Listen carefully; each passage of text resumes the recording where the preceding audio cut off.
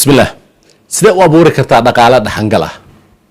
waxaad ku abuuri kartaa dhaqaale dhaxal gala ama aad ku abuuri kartaa ganacsigaaga ama fikradaada dadka inay dhageystaan in aad soo jeediso attentionka dadka attentionka waa waxa la isku haysto markii aad hesho umada attentionkooda ama aad hesho umadu inay ku soo jeestaan waxaad ku caawin kartaa not only inaad dhaqaale heshe inay tilaabooyin dadku u qaadaan dan aad iyo aad u fiican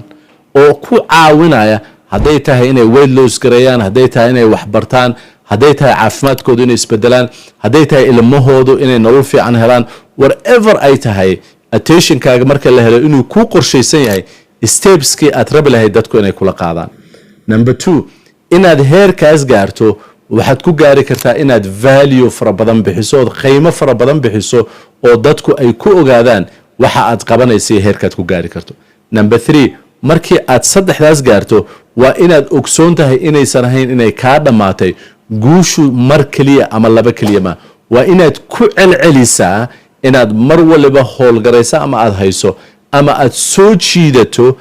umada attentionkeeda maxay leeyahay waxa la isku haysto waay iyo inaadan joojinin oo aad joogtayso in maaragtay value-ga ama qiimaha aad dadka siinayso iyo inaadan marnaba iloobin success ama guuli waxay dhankeeda kala tahay failure waliga ay allaha ha u qaadanin hal guula ama hal failure inay tahay markii ugu dambeysay ku celcelisku waa waxa keeni kara inaad nolosha kor ka tagto